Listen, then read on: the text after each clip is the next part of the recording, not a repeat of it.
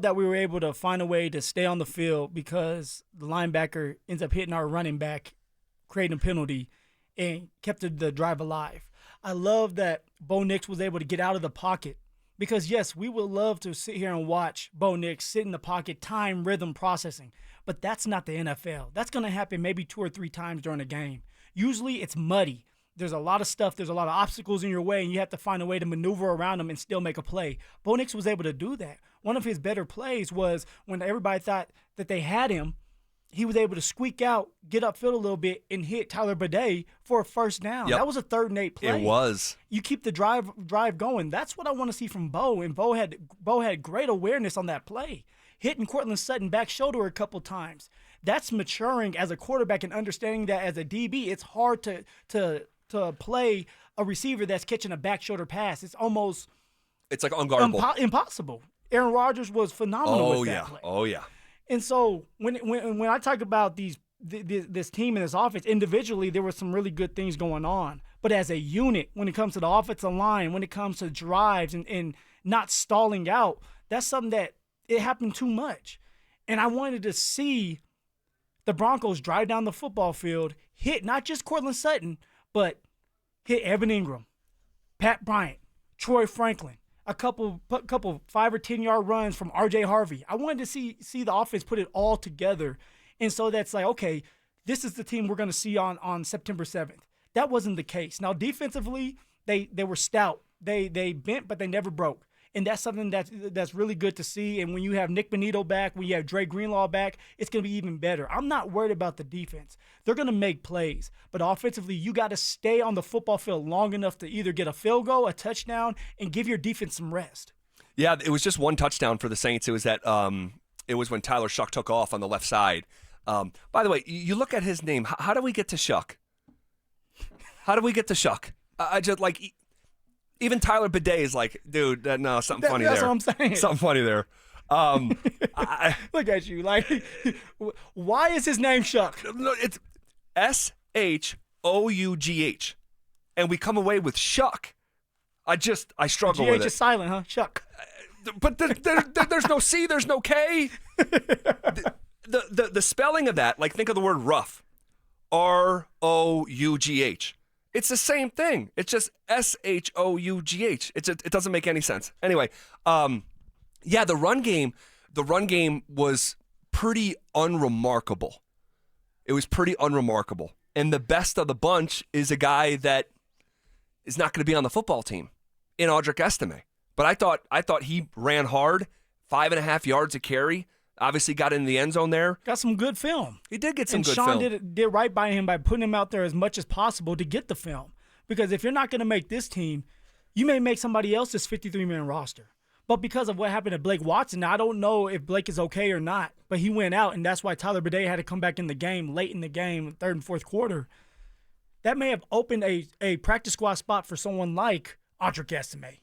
Whereas like we were going to get rid of Audric, now we need to keep him because you still want a familiar face that if something goes on and goes wrong with JK or RJ, you can slip Audric Estime out there because he knows the plays. Right. And he's played in this system for now going on 2 years. Right, knows the system, knows the language. Should we have, like, I feel like, you know, when you talk about this stuff, because, you know, some fans, the ones that don't have the bandwidth to have these conversations will say, well, none of it matters. It's preseason. Who cares? It's like, I don't know. Last week, guys were playing well in preseason and allowed you to trade Devon Vele. Did that matter? Okay, so I'm just trying to keep score here. You and Vele. With RJ. Did that matter? It mattered to me. It mattered to me. With RJ, I just feel like we should be seeing a little bit more. What do you want to see? Something. Let's just start there. Hold on. Let's go through it. All right. The San Francisco game was 7 carries for 25 yards. The Arizona game was 3 carries for 18 yards. Did have the touchdown. He did. Did have the touchdown, and they're in the tight red zone. And then the New Orleans game, 3 carries for 4 yards. So 7 for 25, 3 for 18, and 3 for 4. It's not a big sample size. I'm not going to pretend like it is, but I don't know, man. I feel like what I said about the running back room as a whole being unremarkable through 3 preseason games. I would, if I'm being real, and I'm not forecasting September. I'm just reviewing August.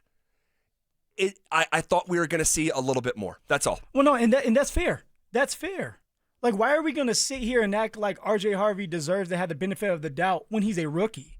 You want to see some flash. Now, we saw it a couple times during practice, but it's hard to evaluate running backs during practice because they are not being tackled. Then when you get into these preseason games and R.J. Harvey has a couple chances to cram it up in there and get some big-time yards or make a cut, he bounces it outside. It's not what you want to see. Right. And then he corrects himself in the Cardinals game and was able to get the 8-yard touchdown, which was a really, really good run. It was a patient run inside. It was. But then you turn around, you play the Saints, and you don't look like you need to. And it's not just on RJ. No. The offensive line didn't look good as well. They go hand in hand. And that's where some of the creativity needs to come into play with someone like RJ Harvey. Get him to the outside. Pull the guards. Pull the tackles. Misdirection. Certain things that can help free him up so that he can do his job, which is breaking tackles, whether you make a move or you just running hard and breaking a tackle. But for RJ Harvey, I wanted to see him open up a little bit. I wanted to see him break that tackle. I wanted to see him be a little bit more patient and run inside better than he did against the 49ers. And he didn't have a big enough sample size for me to sit here and say, hey, like he did or didn't. But I definitely wanted to see him open up and be the running back that I believe he can be. You look at the New England Patriots, Travion Henderson. Man, he looks like he's got it. He doesn't need a bunch of carries. No. The first play of the New England Patriots preseason was a kick return by him for 101 yards. Right to the crib. Then he turned back around throughout that game and broke a 30 or 40-yard run. Yep. That's what I wanted to see from R.J. Harvey. So my rookie year, I was talking about this in the crosstalk with you guys, Royce Freeman was drafted in the 3rd round. In all 3 games, Royce stood out. Whether he ran for a 30-yard touchdown in the Vikings game, he scored another touchdown in the Chicago Bears game. He scored another one in the Commanders, I think they were somebody else at that time. Yeah, say it. I'll call the police on your ass. Yeah, I definitely don't want that. But you saw it. And then for me, you saw flashes. I was able to be a little explosive. Yep. That's what you want to see from these running backs. They don't have to break for an 80-yard touchdown, but you have to be like, hey, he has something. Man, I got to be honest with you. Your rookie year made me forget about Troy Franklin. Or Troy, I'm thinking of another duck. Royce Freeman. 17-yard carry week 1. 14. I'm just talking about the longs, the longest rush of the day. 17 in week 1, 14 in week 2, 16 in week 3, 18 in week 4, 24 in week 5. Like he's, putting together, plays. Chunk runs. Plays. Yeah. And that's what you want to see. You want to see the running backs getting down and dirty, breaking some tackles, showing their ability. Well, Sean just said here, this summer, running back is not a position that is very hard to evaluate, and it also doesn't take a very long time to evaluate. Very rarely does a running back lay in the NFL weeds and then he doesn't pop until year 4 or year 5. That's unusual. Not saying it doesn't ever happen because I know there are examples, but typically you're able to identify running back talent right out of the gate. And with Harvey, I think we're all still very excited about RJ Harvey, but the thing that I can't shake from my brain is the stat that Cecil Lammey shared that 69% of his runs at Central Florida were bounced to the outside. And now a lot of them are intended to go to the outside. Not everyone, I shouldn't say bounced, everyone bounced, but 69% of his runs went to the outside. Yeah. I question whether you can sort of microwave the muscle memory of being able to run between the tackles. Well, we'll see, have no fear because Sean Payton's here. Throughout practice, this whole entire camp, Sean has been working on the pitch play. If you've noticed, he's been trying to get the running backs outside. It's another way to stretch the field, but give them the opportunity to put their foot in the ground and get upfield and make some cutbacks, some backyard cuts. So that's the reason why they're doing that is for someone like R.J. Harvey that's used to getting outside. And maybe once in a blue moon, he'll get outside for an explosive run, but you have to set that up. For R.J., it's just he's still a big question mark. Can you run inside? Can you break those tackles? And we don't have the answer. We don't have the answers right now. Now, I'm still optimistic. I can't wait to see him play. We know he's a number 2 running back right now. But you have to earn that respect to say, hey, right, you're going to be a beast in this league. And it's just, for us, it's going to take time. September 7th, we're waiting. RJ Harvey, what do you have in store for us?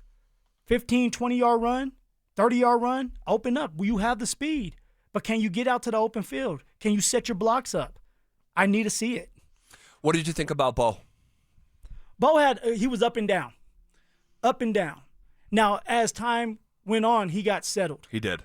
For Bo, he went to his safety blanket, Court, and that's fine. That's why we paid Court $92 million, 41 guaranteed. He's the number 1 receiver. But also what I loved about Bo was when there was pressure on him, he didn't panic. Yeah, he got outside the box, outside the pocket, but he was still able to make throws on the run, which a lot of times you need to be able to do in this league nowadays. That one to Sutton, when he's like scissoring the legs in the air. I mean, he looked like Derek Jeter, throwing someone out at first. I mean, it's just he's got his arm talent is legitimate. I'm excited for Bo. Bo is going to take another big step in the department of taking care of the football because he understands the plays. He has to trust now. Evan Ingram had an opportunity to catch a ball. He dropped it. Yep. That's big for a young quarterback because he has to be able to trust you. Now, he is going to trust Evan Ingram. Evan Ingram's going to be a big part of this offense because you're not paying him a lot of money just to sit there. His speed, the way he can stretch the field, they're going to get him involved. He's the joker. But then you have Troy Franklin and Pat Bryant that you have to try to build some connections with. Right. And it can't always be explosive 70-yard bombs. It has to be the intermediate game. So for Bo, it's like this week, it's really just getting used to Pat Bryant and Troy Franklin. And now it's not preseason. Now you're scheming up plays to get Troy Franklin and Pat Bryant involved. Yeah. So Bo had a solid game, Zach, and was able to top it off and end his drive with a touchdown, and that's all I wanted to see. And then also Bo being healthy. But Bo needs to continue to just work on the little things, and that's taking care of